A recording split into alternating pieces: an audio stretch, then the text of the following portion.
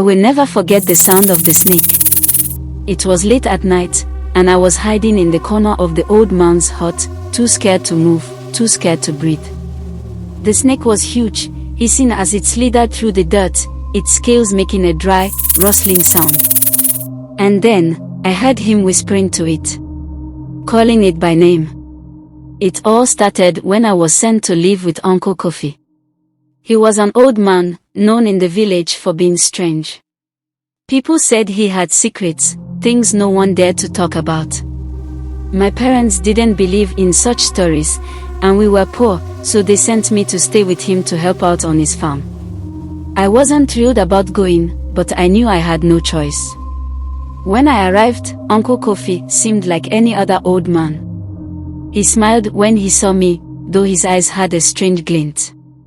His home was small, made of mud and thatch, and sat on the edge of the village, close to the forest.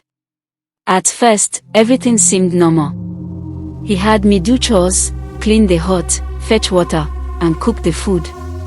The work was hard, but it kept me busy. I didn't have time to think about the stories I'd heard about him. But as the days went by, I started to notice strange things.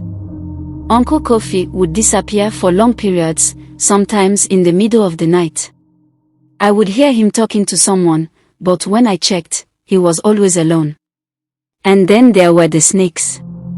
I saw them everywhere, small ones slithering through the grass, larger ones curled up under the trees. They never seemed afraid of him. In fact, they seemed to follow him.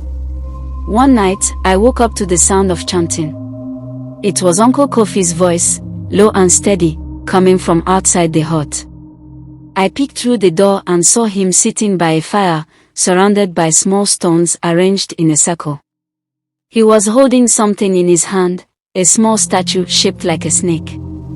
His eyes were closed, and he was swaying back and forth, whispering words I couldn't understand.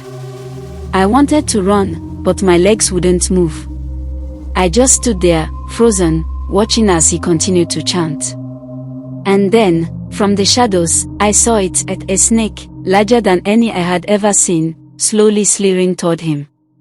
Its eyes glowed in the firelight, and it moved as if it understood the words Uncle Kofi was saying. I backed away, terrified. The next morning, I asked him about what I saw, but he just smiled and told me not to worry. He said the snake was a friend, nothing more. But I didn't believe him. There was something in his eyes, something dark and dangerous. A few days later, Uncle Kofi told me he needed to take me somewhere special. He said he wanted to show me something important. I didn't want to go, but I didn't dare say no. He led me deep into the forest, farther than I had ever gone before. The trees were thick, and the air was heavy with the smell of damp earth. It was almost dark when we reached a clearing. In the middle was a large stone, shaped like a snake with its mouth wide open. I have to introduce you to someone, Uncle Kofi said in a low voice. His eyes were wild, and his hands trembled as he lit some strange-smelling herbs. I felt a chill run down my spine.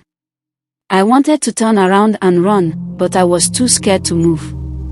Then he started to chant again, the same low, rhythmic words I had heard before. The wind picked up, and the leaves around us rustled like they were whispering. Suddenly, I saw it, the same huge snake from before, slowly winding its way out of the trees. Its scales glistened in the dim light, and its eyes glowed, just like before. Uncle Kofi knelt before the snake, bowing his head as if in prayer. He spoke to it, calling it by name, telling it how much he worshipped it. I could barely breathe. I had never seen anything like it. The snake moved closer, its long body coiling around the stone, its head lifting high above us. She is the goddess, Uncle Kofi whispered to me, his voice shaking. She gives me everything I need. She listens to me, protects me. I stared at the snake, too terrified to speak. It seemed to be watching me, its tongue flicking in and out. Uncle Kofi reached into his bag and pulled out a small bowl. Inside was a mixture of blood and herbs, and he began to pour it onto the stone. The snake hissed, and I saw its body twitch with excitement. I have made many sacrifices, Uncle Kofi continued. Small ones. Chickens, goats. But now, he turned to look at me, his eyes dark and hollow. Now, I need something greater. Something the goddess will truly appreciate. It took me a moment to understand what he meant. When I did, my blood ran cold. He had brought me here to sacrifice me to the snake. The goddess he worshipped wanted more than animals. She wanted a human. I stumbled backward, my heart racing, but Uncle Kofi grabbed my arm, pulling me closer to the stone. The snake was watching, its eyes fixed on me. I could feel its cold gaze, feel the weight of its presence pressing down on me. Don't fight it, Uncle Kofi whispered. The goddess will reward you. She will make you part of her. I felt dizzy, like the world was spinning around me. I couldn't think, couldn't move. But then, in a burst of fear and desperation, I pulled free from his grip and ran. I ran as fast as I could, my legs burning, my breath coming in ragged gasps. Behind me, I could hear the snake, its body sliding through the grass, and Uncle Kofi's voice, calling after me, telling me to come back.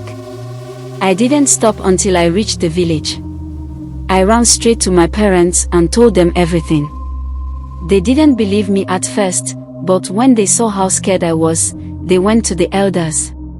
A group of men went to the forest to look for Uncle Kofi, but when they reached the clearing, he was gone.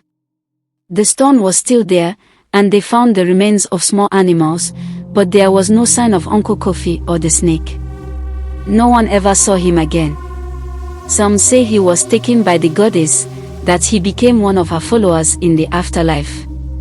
Others believe he's still out there, deep in the forest, waiting for the next sacrifice.